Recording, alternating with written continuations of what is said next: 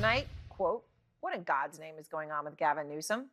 That's a headline, and there's headline after headline asking that sort of question as the country is trying to figure out how he went from progressive hero and governor of the most liberal state in the country to interviewing and spending time with MAGA favorites like Steve Bannon and Charlie Kirk on his new podcast. Tonight, our K-File looked into that, finding that Newsom, well, he's really completely changed his tune on some of the most hot-button issues for Democrats.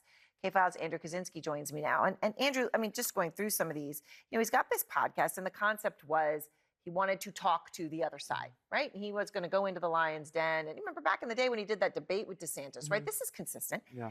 So his first time, though, he goes out and he backs away from some unpopular progressive policies, even ones that he's championed. So let's talk about the word Latinx. Just 2 weeks ago, here's what he said about it. By the way, not one person ever in my office has ever used the word Latinx. So can we finally put that to bed? Yeah, we agree? where did that even No go? more Latinx, like, everybody. Well, I just didn't even know where it came from. I'm like, what are people talking about? But there was a person who used Latinx. It was actually a really important person. It was him, right? Yeah, that's right. And look, these aren't minor shifts. These are progressive issues that Gavin Newsom used to champion until fairly recently. And now he's not just walking away from them. He's sort of acting like they were never legitimate with that clip talking about Latinx in the first place. But let's take Latinx. We did find somebody who used it repeatedly in his office. Let's take a listen to this.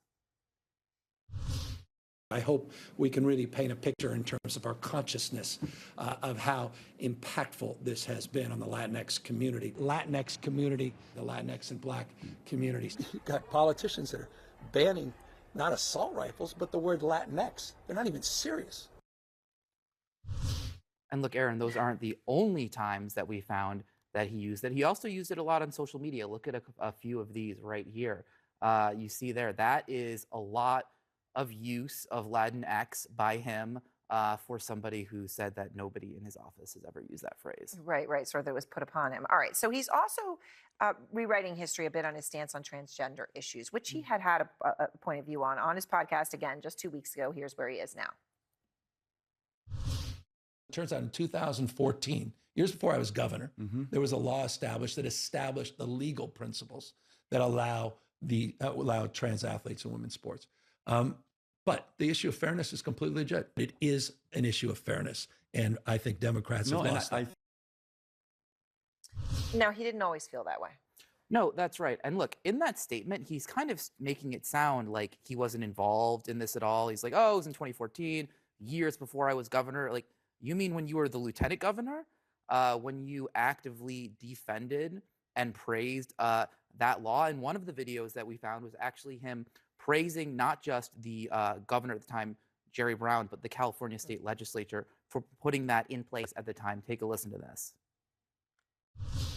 Thank you for what you did on civil rights for students in our schools, transgender rights in this state.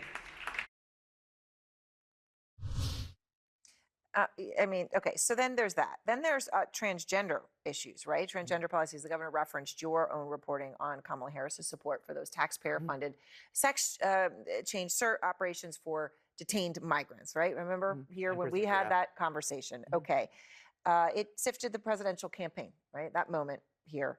So here he is talking about it. Trump's for you. She's for they, them. And devastating. Devastating. And let's talk about, she didn't even react to it, which was even more devastating. So he's referring to the ad that they put out using the clip from when you were here. Only a handful of years ago, though, he agreed with Kamala Harris on this very issue. Yeah, and it has been the law in California to allow transition care for prisoners since 2017. Gavin Newsom didn't speak out or say anything about it until now. 5 years later when it became a political liability. And in fact, he signed a landmark transgender rights bill for prisoners that affirmed their right to have this type of care.